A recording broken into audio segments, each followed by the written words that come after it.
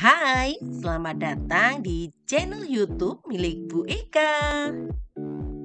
Yuk kita belajar bersama. Kamu sudah siap kan? Oh iya, yang belum subscribe, buruan subscribe. Terima kasih. Hai anak-anak, bagaimana kabarnya hari ini? Sehat kan? Hari ini kita sudah sampai di tema 1, organ gerak hewan dan manusia. Subtema 1, organ gerak hewan, di pembelajaran yang keempat. Yuk siapkan buku tulis kamu. Catat yang penting ya. Di pembelajaran keempat ini, kamu akan fokus belajar tentang IPS. Menyajikan hasil identifikasi kondisi geografis pulau di Indonesia. Kemudian PPKN mengidentifikasi nilai-nilai Pancasila dalam suatu teks bacaan. Dan yang terakhir, bahasa Indonesia, yaitu menentukan pokok pikiran dalam teks tulis. Siap? Kita mulai. Seperti biasa, sebelum kita lanjut ke materi inti, kita ingat-ingat dulu ya materi sebelumnya. Nah, sebelumnya kita sudah belajar tentang denah. Denah itu apa? Denah adalah gambaran tentang tata letak dalam suatu ruangan atau tempat. Kemudian, kemarin kita juga mengenal keadaan geografis Indonesia, yaitu terletak di antara benua Asia dan benua Australia, juga di antara Samudra Pasifik dan Samudra Hindia. Kemudian luas daratan dan lautan adalah sampai 5 juta lebih. Wow, luasnya! Kemudian untuk materi yang terakhir, yaitu tentang dasar negara Indonesia, adalah Pancasila. Nah, nilai-nilai Pancasila sudah ada dalam kehidupan sehari-hari. Yuk, sekarang kita masuk di materi inti. Bu Guru punya video loh. Coba kamu saksikan ya.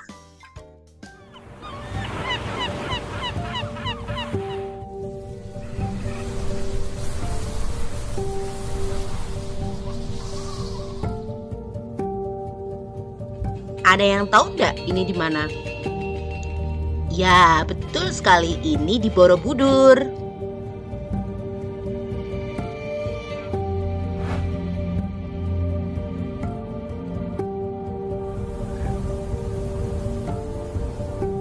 Kalau yang satu ini, ya ini adalah Gunung Bromo. Dulu pernah Bu Guru ke sana, tapi nggak berani untuk naik ke atas.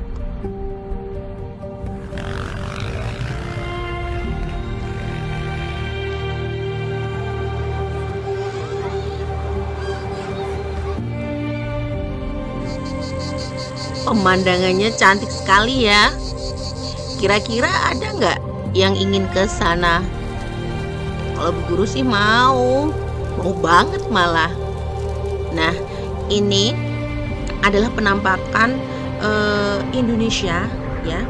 Daratan dan lautannya kalau dilihat pakai pesawat kamera itu apa? Drone ya, betul. Pakai drone ya. Jadi keren banget, nget. Kamu harus bangga karena tinggal di Indonesia. Dan siapa tahu suatu hari nanti kamu bisa bekerja di sana, atau mungkin malah liburan. Siapa yang nggak mau? Mau banget kan? Nih, cantik sekali.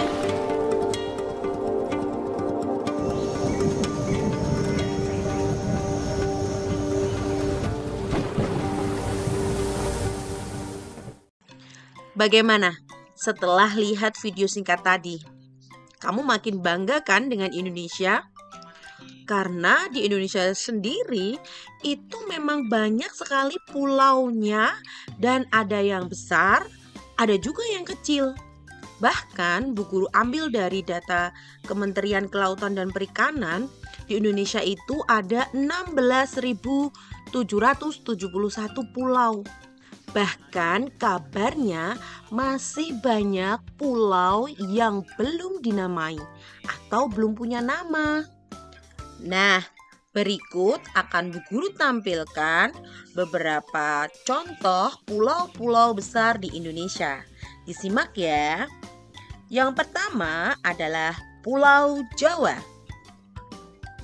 Yang kedua, Pulau Sumatera. Yang ketiga adalah Pulau Kalimantan. Keempat adalah Pulau Sulawesi. Yang kelima adalah Pulau Papua dan Maluku. Dan yang terakhir adalah Pulau Bali dan Nusa Tenggara. Dari masing-masing pulau yang disebutkan oleh Bu Guru, tentunya punya keadaan geografis yang berbeda-beda. Misalnya, yang ini adalah keadaan geografis Pulau Jawa. Pulau Jawa luasnya 128.297 km persegi. Untuk batas lautnya, yang utara Laut Jawa, selatan Samudra Hindia, barat Selat Sunda, dan timur adalah Selat Bali. Untuk batas daratan, sebelah utara adalah Laut Jawa dan Kalimantan, selatan Samudra Hindia, sebelah barat Selat Sunda dan Pulau Sumatera, sedangkan sebelah timur adalah Selat Bali dan Pulau Bali. Setelah tadi belajar tentang keadaan geografis Pulau Jawa, sekarang tugas IPS kamu adalah carilah keadaan geografis Pulau Sumatera, Kalimantan, Sulawesi, Papua, dan Bali sesuai contoh dari Bu Ika. Dicari ya luasnya berapa, batas lautan sebelah utara, selatan, timur, barat, apa, kemudian batas daratannya. Oke, siap ya ditulis di buku IPS kamu. Sekarang kita lanjutkan ke materi berikutnya. Yuk kita baca bersama. Ini ada teks dengan judul Gotong Royong Modal Dasar Pembangunan dan ada di buku paket kamu halaman 37 ya. Kita mulai dari paragraf yang pertama. Gotong royong merupakan modal dasar bagi terciptanya suasana kemasyarakatan yang harmonis. Mengapa demikian? Karena dengan bergotong royong, masyarakat akan sering melakukan silaturahmi dan kerjasama, sehingga terjalinlah solidaritas.